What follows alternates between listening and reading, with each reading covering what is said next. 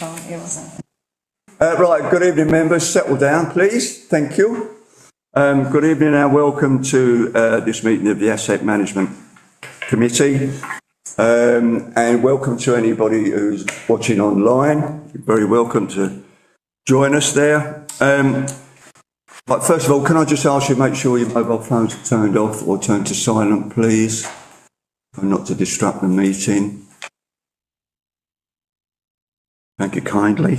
Moving swiftly on, item 1, apologies. I've got apologies from Councillors Driver and Huxley for personal reasons. Councillor Wing, who is unwell. Is there any others that members are aware of? No, okay, thank you. Item 2, declarations of interest. Members, have you got any declarations of interest on the items on the agenda this evening? No. No, thank you. Item 3, minutes. To approve the minutes of the meeting of the Asset Management Committee held on the 10th of September 2025 as a true record. Only questions of record may be considered. Members, do you have any questions in relation to the minutes at all? No, okay, I propose that the minutes are accepted. Seconded, Councillor Nixie. All in favour, please show. Thank you, that's carried. Well, item 4, allotments. Firstly, may I introduce you to Samantha, although she likes to be called Sam. So it's Sam from now on. And she's only been in post few weeks, I suppose, six weeks. My God, how time flies. And obviously it's her first meeting, and so be kind, be nice, as I know you always are. And Sam will read through her report, and then we'll take it from there. Sam, over to you. Good evening. So I just want to summarise my report. So when I started, I tackled the waiting list. Because as you know, there was a lot of people on the waiting list. I went through it and hopefully was able to remove some people that were no longer interested, moved out of the area, or hadn't responded for us for some time and therefore we weren't able to contact them. This managed to get our numbers down significantly. We also had somewhere in the region of 35 vacant plots, so I've managed to fill quite a lot of them. As you can see, we still have quite a lot of plots to fill, but hopefully between now and the end of February, beginning of March, we will have all plots hopefully filled. Some more come vacant. So that's pretty much where we are. We have 192 applicants sitting on the waiting list, but some of them obviously want set different plots, so it looks worse than this. Okay. The main reason I wanted to talk to you is because I've had a few people contact me from sites to say that they are unhappy, we'll go with the word unhappy, regarding the full burn ban. And the key points around that is that the plot holders found that it was detrimental to their health and welfare. They wanted to know how they would manage plant disease management, because obviously some plants need to be burnt when they get certain disease. They then had problems disposing of certain items that were perhaps bigger and they didn't have cars to take them to the tip. And then also had an impact on community activities. Like they used to have summer barbecues, etc., where they would fundraise to be able to put money back into the site and buy things that they needed. There was a proposal that they would perhaps like to have a chipper or a shredder so that the larger items could be shredded by ourselves, and that obviously we would manage it because of health and safety, etc.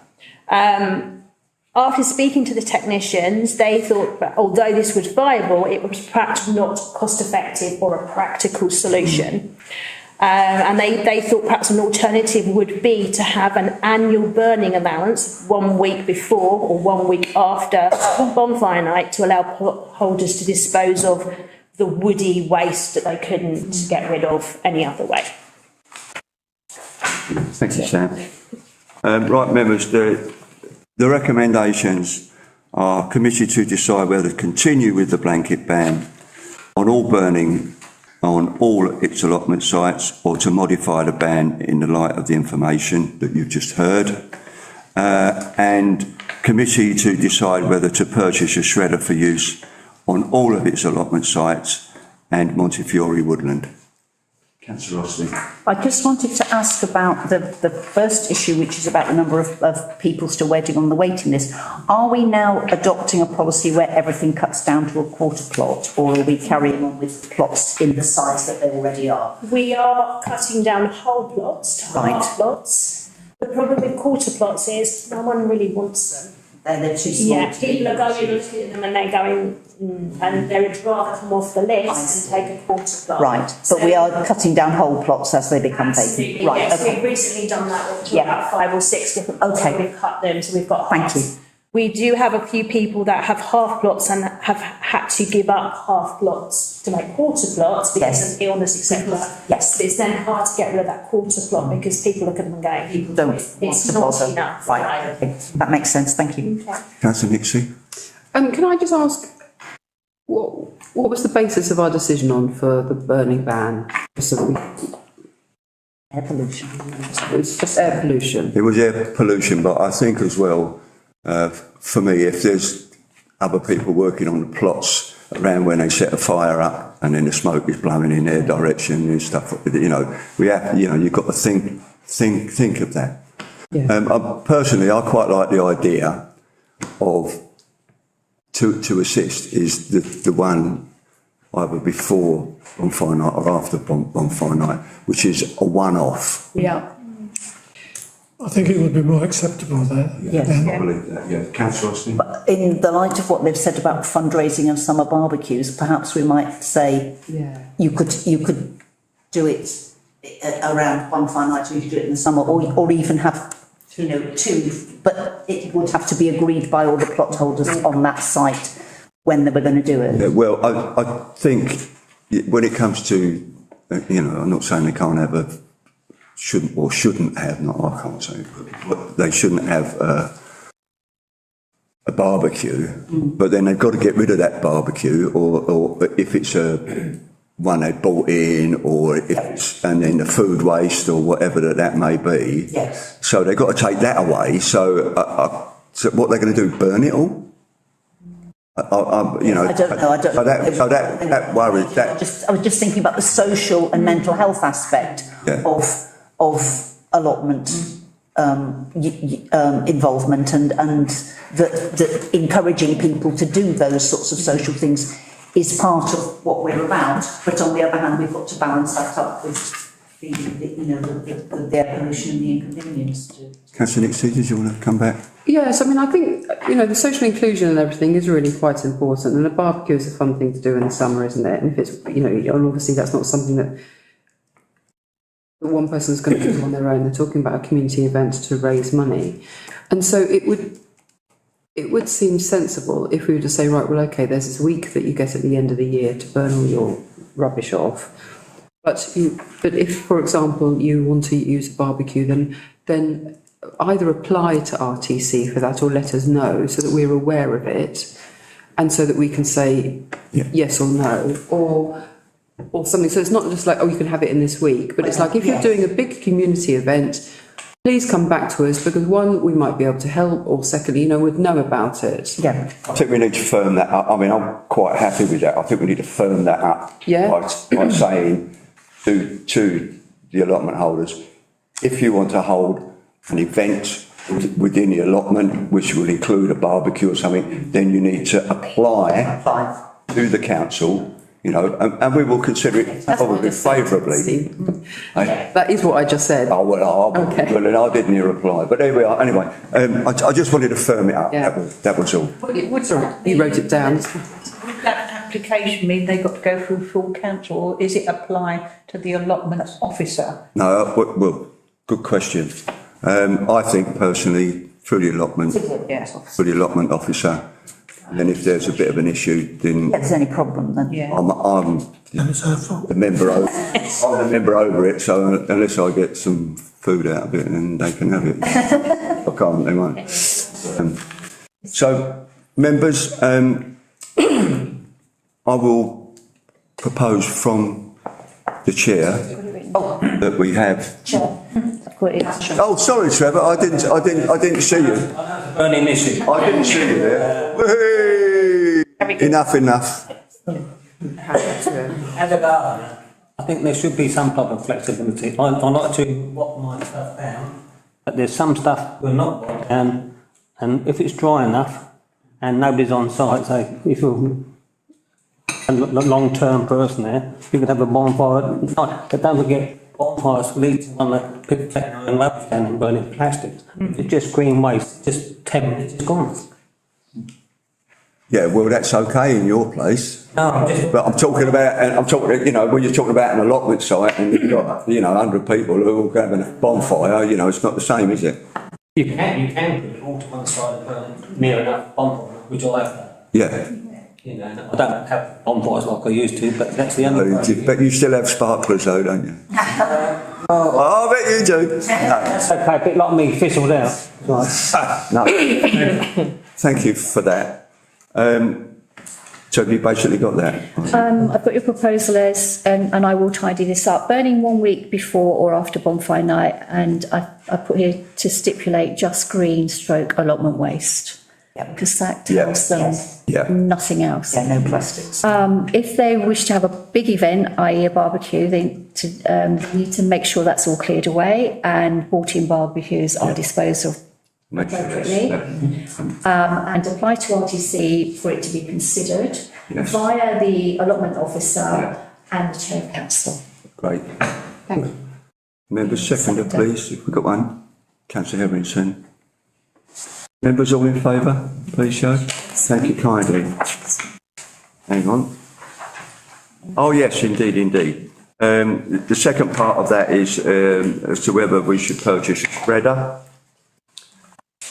Ms. Hetherington? Truth, I don't know what is the cost of a shredder. I haven't got a clue. How much does a shredder come to? Is anyone? I know. It varies. Yeah, it depends on the size. And they tend to burn out and break. Yes. So, But you'd need a big one. bigger one. I've got a shredder which I've used once. It was so noisy I can't begin to tell you, and so I've never used it again because the noise from my neighbours was incredible. And they're not that good actually, unless you've got a really good industrial one. They aren't worth their money.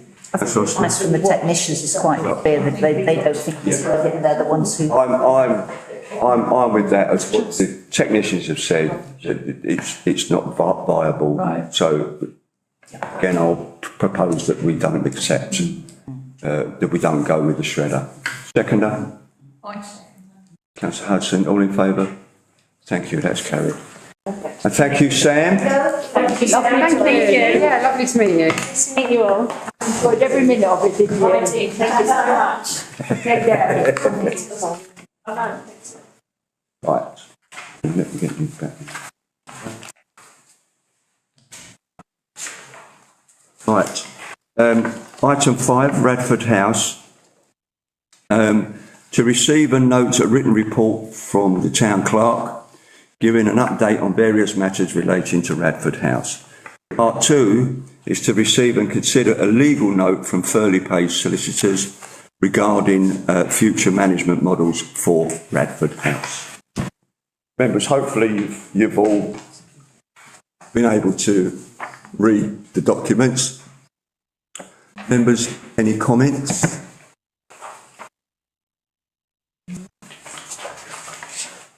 I mean, all I'd like to say is that things are moving pretty fast.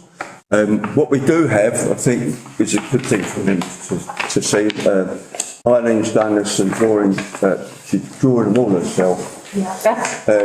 Of the preliminary thing for the technicians, which has obviously got to go through the process. Good. Yeah. That's all right, Eileen. I've got it, Eileen, thank you. Crayons. So do we think that the listed status of the building that is going to create a problem with getting planning permission for something at the back? Not necessarily. You can't be asked to put put a separate building in the same design as. Of course not. As to the fire Yes. station. Yes. So, but provided it's finished in substantial, materials. Right. That fix along with the building. I mean, you can have, you know, well, it won't be brick, but it'll be wooden. But something looks. Something that looks and fits in, it's not obtrusive to the listed building. Bearing in mind, if you look now, how many containers are there Exactly, yes. that are affecting it? Yes. So I noticed that it's sort of tucked in where the Yeah. containers are. rather than- we were supposed to have a meeting on the 5th of February, but unfortunately, the officers weren't available from Right. TDC. So I think it's now on the 18th 18th. of Feb. Councillor Green? I think we told them the containers were temporary. Oh, yeah. Well, these They are, of course, they're temporary. Yeah. But they could be moved, picked up and moved, can't they? So they're not they're not affixed to the ground. So my own personal opinion is, I think, you know, Town Clerk's dealing with it brilliantly. Yeah. It's moving on. Everything's in the pipeline, and we're starting to get somewhere. And we'll shortly be going out once we get the thank you. Once we get the door designs, then we can get the prices for them. Councillor Green? If we had to, something that I've seen done elsewhere, we could disguise them as stables. We get horses, yeah. No, Designs, just that they fit with the building more. there are designs that look like. Perhaps we can get a fire engine as well. It used to have stables there. As we get a 1920s fire engine, that'd be good. Okay, just, I don't know if you've seen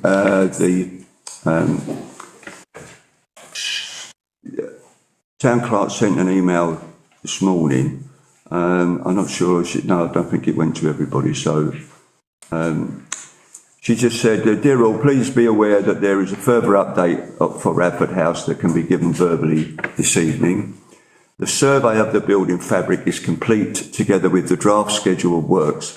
This is due to be finalised and issued to us at the end of next week.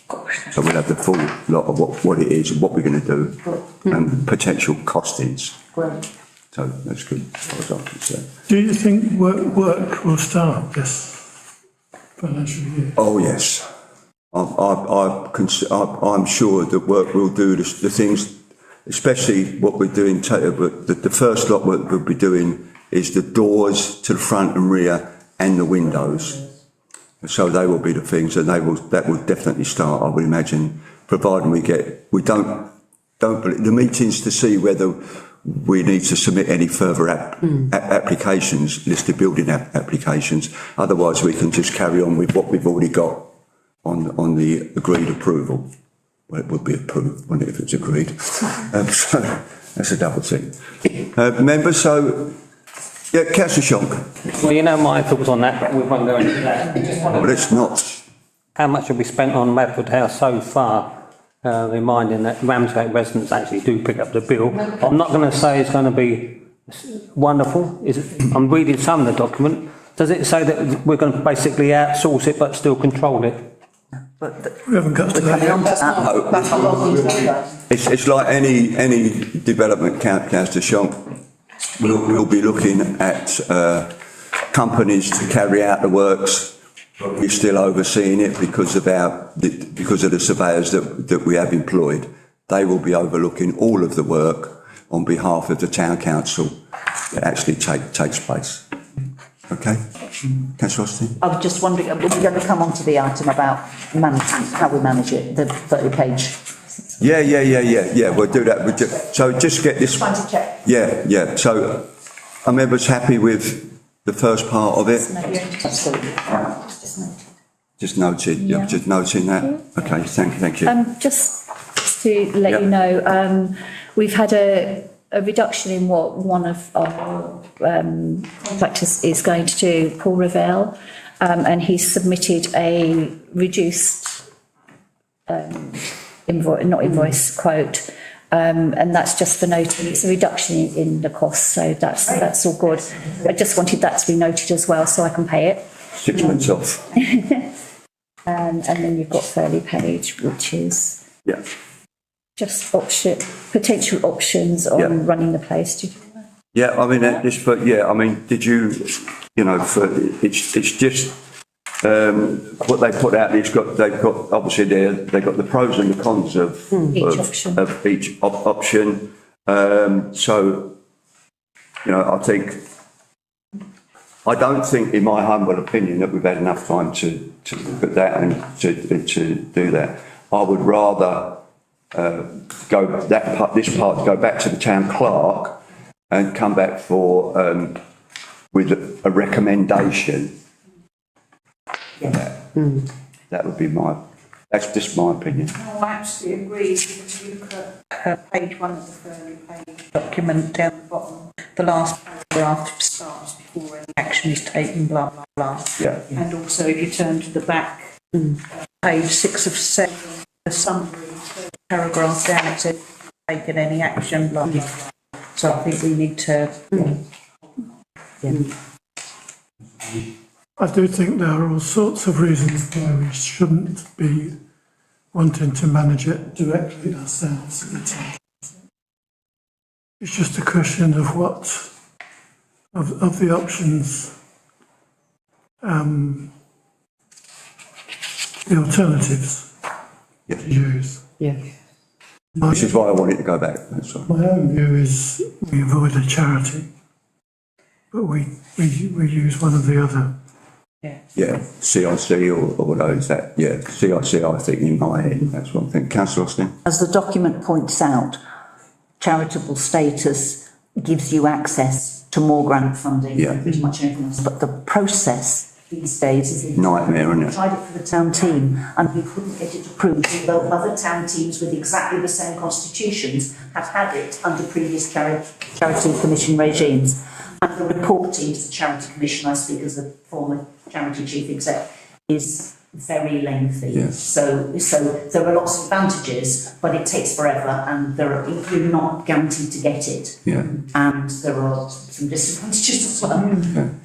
Yeah. Take that point. Councillor Nixie? I think, I can't remember I'm sure we actually agreed on it in council, but we did, when we talked about this before, and we've said from the start, this is something that, for the first year at least, it has to be under the council just to iron out the teething problems before we decide. So it is a long-term process, because we want to see it up and running and decide, well, that's working for us, that's not working for us, and so on and so forth.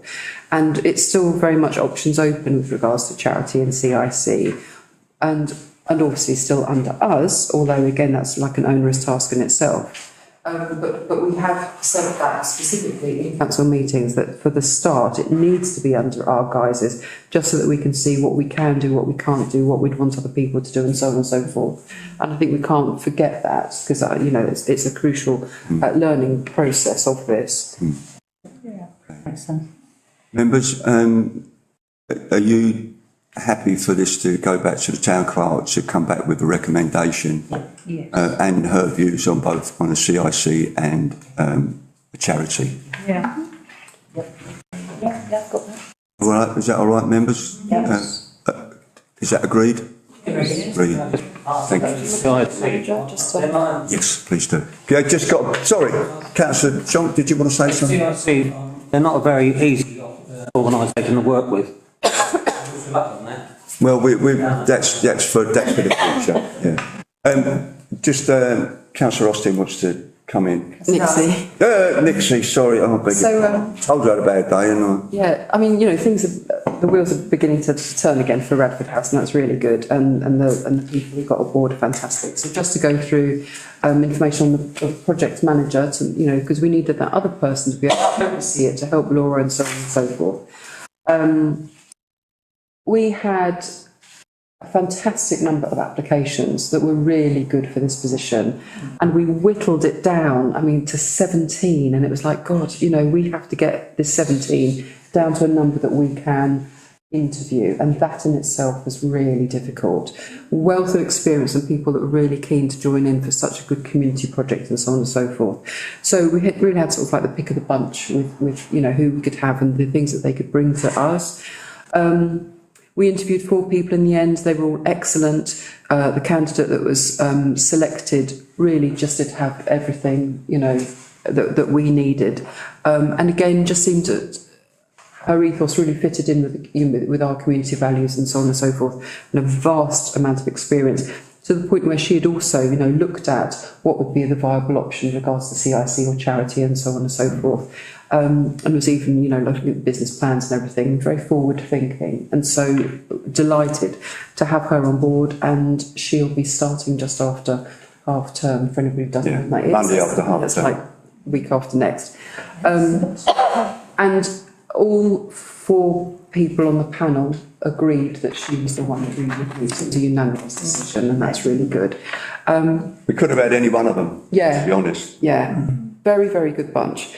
So again, it's quite exciting because I mean this is her main job, is to drive this forward, and yeah, it's looking forward to see what happens next. In actual fact, that's a good thing you raised that, because I think what we should do is include Charlotte Yeah. to talk with Town Clerk in relation to the Bradford House. Yes. I think she would do that. Members are right with that? Great, Thanks. Yeah, okay. Okay. Okay, so that's that item. And item 6, the date and time of next meeting is the 14th of April, 2026.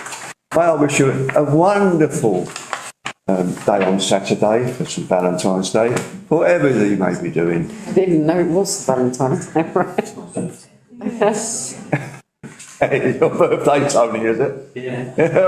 Oh, poor sod. All right. Yeah. Thank you and a good night.